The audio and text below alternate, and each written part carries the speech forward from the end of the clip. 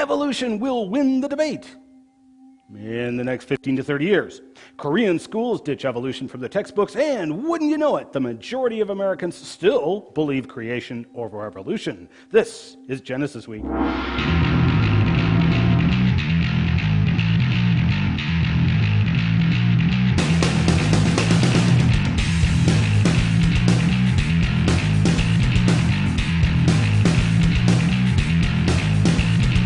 And welcome to this episode of Genesis Week, the weekly program of creationary commentary on news, views, and events pertaining to the Origins controversy, made possible by the supporters of Core Ottawa, Citizens for Origins Research and Education. Excellence in pirate broadcasting this week from a top-secret location in Newfoundland, while conducting more field research on the massive mountain plain ocean surface here. The authorities will never find me here. We bring you the information the anti-creationists don't want you to see or hear, and we'll give glory to the Creator while doing it. Remember, you can find us at Wazooloo.com or GenesisWeek.com, and you can peruse other episodes conveniently using the links in the upper corners of each episode. You can also subscribe to this channel by clicking the link in the top center. I'm your host, Ian Juby. This past week, Richard Leakey, paleontologist and son of the famous paleontologists Lewis and Mary Leakey, said in an Associated Press interview that he thinks the creation-evolution debate will soon be settled. As AP put it, sometime in the next 15 to 30 years, scientific discoveries will have accelerated to the point that even the skeptics can accept it, the Kenyan-born paleoanthropologist said. That's right, sometime in the next 15 to 30 years. Because over 150 years of scientific research just hasn't been able to produce enough convincing evidence for evolution. That little fact alone should make one sit up and ask some questions. Leakey has, inadvertently, acknowledged that the evidence is not yet convincing enough, even after 150 years of research. In fact, you'll hear of people all the time who were evolutionary scholars, who wound up rejecting the evolutionary faith because of the evidence, not in spite of it.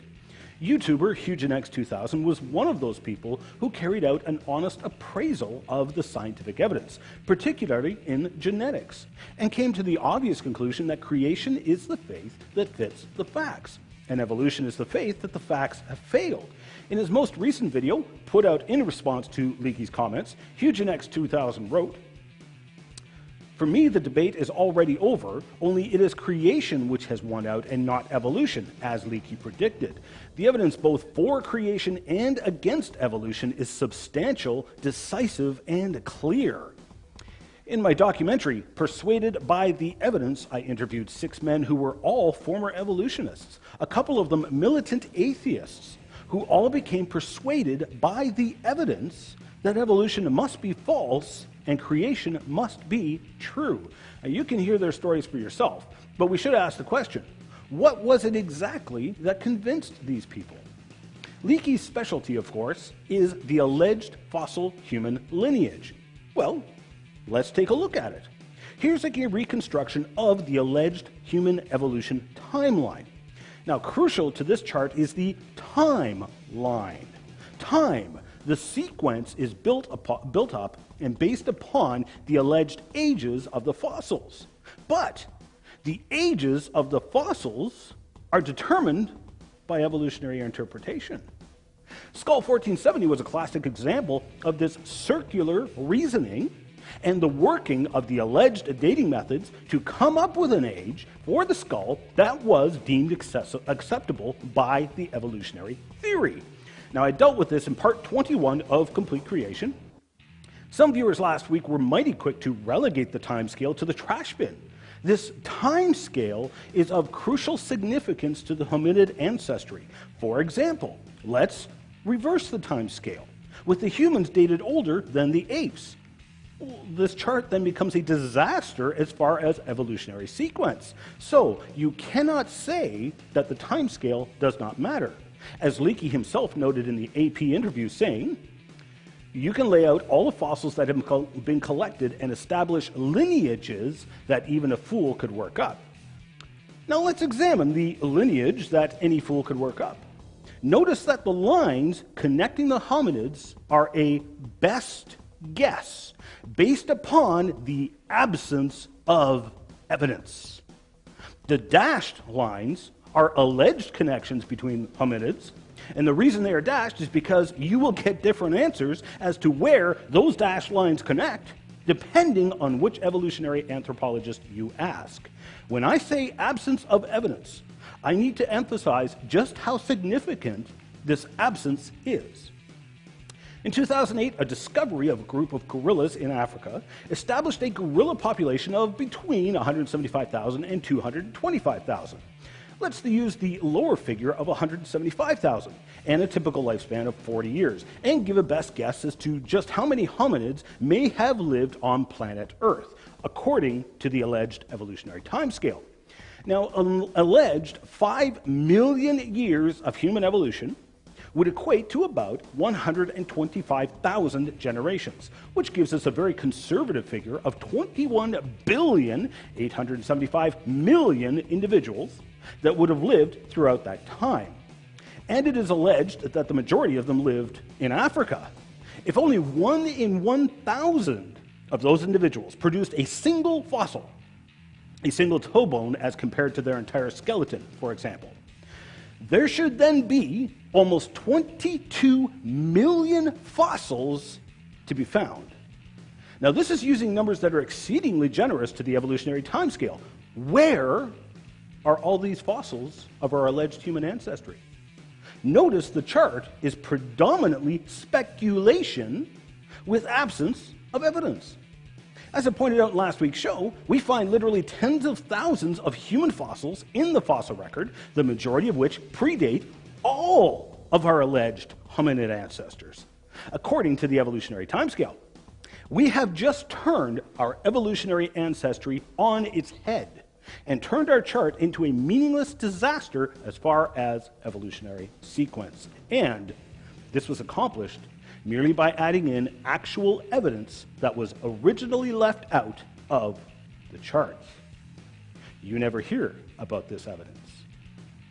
So all of these alleged hominid ancestors, no matter how impressive they may seem at first, are completely moot, as modern humans are found in rock layers dated evolutionarily older than all of the hominids. Notice that the human fossils are not considered out of place for creationists, because we would contend humans have been around since the beginning of time. These human fossils are only considered out of place because they do not line up with the evolutionary sequence. And I think it has become pretty obvious that this sequence is fiction. On that note, two other points of interest that came out this week was a Gallup poll that showed that the majority of Americans still believe in creation over evolution. And Nature magazine was all up in arms because South Korea was removing alleged evidence for evolution from their school textbooks. Alleged evidence for evolution, like our ancestral chart of human evolution, which you have just seen how reliable that is. It is interesting to note that South Korea could hardly be called a primitive society when it comes to science and technology. They are world leaders, and their science and technology fares just fine, even without evolutionary teaching. And could it be that the majority of Americans embrace creation because many of those people have indeed looked at the alleged scientific evidence for evolution and found evolutionary theory to be desperately wanting?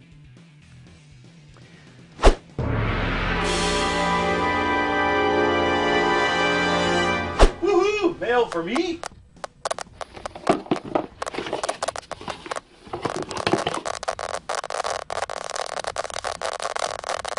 I wonder what it tastes like.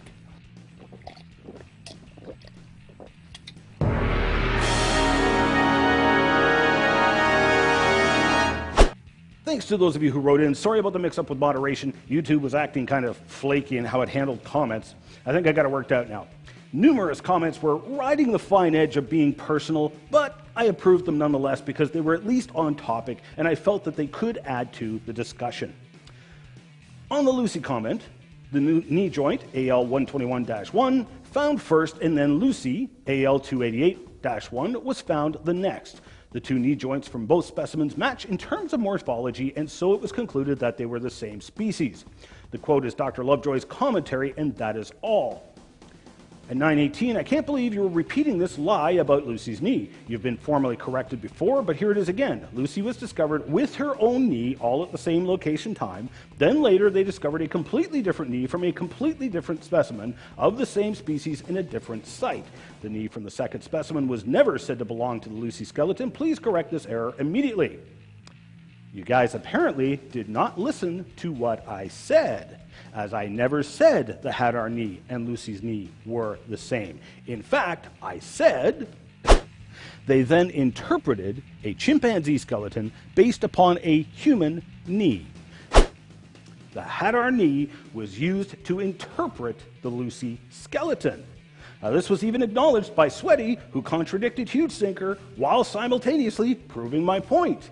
As Sweaty mentioned, the claim is that Lucy's knee and the Hadar knee allegedly matched in terms of morphology, so it was concluded that they were the same species. Sweaty is correct that this is Johansson's interpretation. Thank you for verifying exactly what I said. Lucy's knee was too badly fragmented to be able to determine if she walked upright or not. The Hadar knee, on the other hand, was complete enough.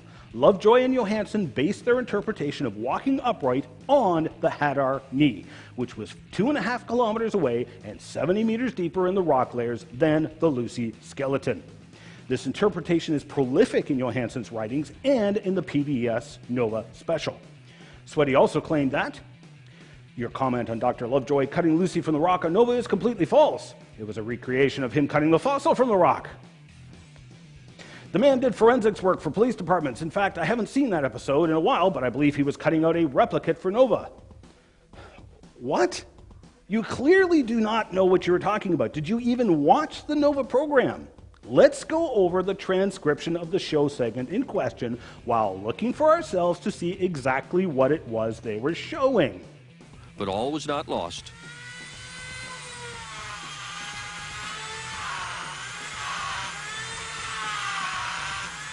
Lovejoy decided he could restore the pelvis to its natural shape. Lovejoy decided he could restore the pelvis. He didn't want to tamper with the original, so he made a copy in plaster. He didn't want to tamper with the original, so he made a copy in plaster. He cut the damaged pieces out and put them back together the way they were before Lucy died. It was a tricky job, but after taking the kink out of the pelvis, it all fit together perfectly like a three-dimensional jigsaw puzzle. As a result, the angle of the hip looks nothing like Chimp's, but a lot like ours. The reenactment even shows Lovejoy cutting the plaster casts of the pelvis. I am certainly not stating any falsehoods here. With regards to the Guadalupe skeleton, Sweaty also wrote, notice how Ian forgot to read the rest of the letter. As it continues, and there is now a plan to carry out absolute dating on the bones of this skeleton. Now you stated that the rock has been dated to 23 million years old. I have to ask how you know that before they've had a chance to date it. Again, you need to listen. I said geologist John Mackay went to the very site of the excavations and, based upon the geological maps, determined that the rocks from which the skeletons were taken were dated as Miocene. As a trained geologist, Mackay would have been identifying the rock layers by their sedimentology and stratigraphy, comparing it to the geological maps. The skeletons came from rocks dated by the evolutionists as Miocene, or 28 million years old. Mackay only verified what the original excavators said. Interestingly, the trolls attempted to post some nasty comments, usually whining about censorship. It's not censorship, it's moderation. There is a difference, and one can see in the comments the moderation was welcomed and appreciated.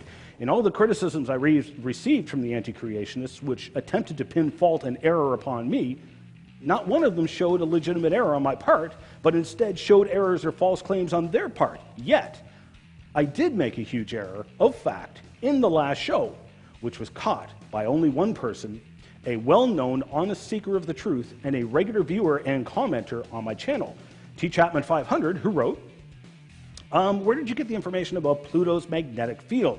I thought Pluto was unvisited by spacecraft, therefore not being able to get an accurate measurement. Thanks for writing in and catching my error. You are correct. I talked with Dr. Humphreys about this, and there was an unfortunate choice of words between two separate articles, which led me to mistakenly believe that the predictions on the Creation Research web version of Humphreys' paper was fulfilled predictions. Now, this was not the case. The predictions are highlighted in red, of which several have been fulfilled. One prediction, that of Pluto's magnetic field, has not yet been verified. Thank you for the correction. Robert wrote in again. Thanks for the great explanation on human bones and the fossil record. My colleague at the office, Tom, who originated the question during one of our regular office creation versus evolution debates, which have come about as a result of viewing your show, LOL, has actually changed his position on the issue now. Do you know anything about the reports that the Smithsonian Institute is actually taking big barges full of fossils out to sea and dumping them at night? Is this real? Thanks. I have heard this report as well, and I honestly have no idea if it is true or not. I have not personally spoken with any witnesses of this alleged event, so I have nothing to say on the matter. I really like your videos, Ian, but the fossil finger, I think, falls short of adding credence to the creation model. I have found flint nodules of similar shape in my backyard. This is just another weird-shaped stone. There are no knuckle wrinkles, and it's just too straight. If it were partially skeletonized, it would be more convincing. Yes, it looks like a finger, but surely is a natural stone formation. It reminds me of the giant fossil footprint found in granite. Regards, Jay.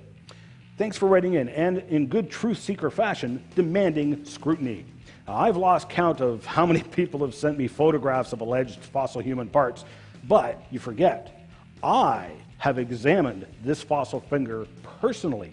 The bone and marrow, the skin layers, even the tendons were preserved in this fossil. Many an individual has gone to look at the finger with skepticism, only to walk away declaring it as a genuine fossil finger. The only ones who have doubted it were those who did not want to believe. But thank you for writing in. Oh, please, Ian Juby, read a book on evolution. Just because walking on land may have happened somewhere in the world earlier, it does not stop the physical structure of these early tetrapods being transitionary. I just don't understand your criticism. It just betrays a disastrous misunderstanding. As far as tetrapod footprints are concerned, if you don't accept the dating of the rocks, how can you accept the sequencing, i.e. that the footprints come before the fossils? Thanks for writing in. Even though Pezamanja's comment was riding the edge of being personal, well, he brought up a point that several other people brought up. Now, this is akin to the alleged fossil human ancestry. The sequence in the rocks is crucial to the construction of the evolutionary sequence. Would you not agree?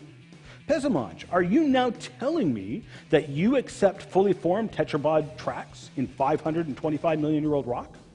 Does this also mean then that you would accept fossil human footprints found in the same layer as dinosaur footprints? Are you accepting the completely modern fossil bird tracks found in rocks dated some 100 million years older than the dinosaurs the birds were alleged to have evolved from? As you can see, the time sequence is a crucial part of the evolutionary paradigm. This isn't just being your grandfather's father. This is like you being 100 million years older than your grandfather. Now, Herbie Pop, it is true I reject the evolutionary dating of the rocks. My point, however, was that if we play by the evolutionary rules and use the accepted evolutionary ages assigned to those rocks, then the evolutionary sequence is turned on its head, and therefore the evolutionary sequence is invalidated. Are you telling me then that you accept these out-of-place fossil footprints as legitimate and the assigned evolutionary ages are correct? I'll leave you with all these provocative questions and call that a show for this week. Thanks for watching, and please remember to rate the video. You can also conveniently share it with your frenemies on TwitFace Plus using the convenient share button down below. Remember the words of our Creator, the Lord Jesus Christ, who said, "I am the way, the truth, and the life. No man comes to the Father but through me." We'll see you next week as we continue our pursuit of the truth. Production software was provided for Genesis Week by the Big Valley Creation Science Museum, located just 25 minutes north of Drumheller, Alberta. Visit bvcsm.com for more details. You can help keep this program going by making a tax-deductible donation to Core Ottawa, Canada North Post Office Box 72075, Ottawa, Ontario, Canada, K2K2P4.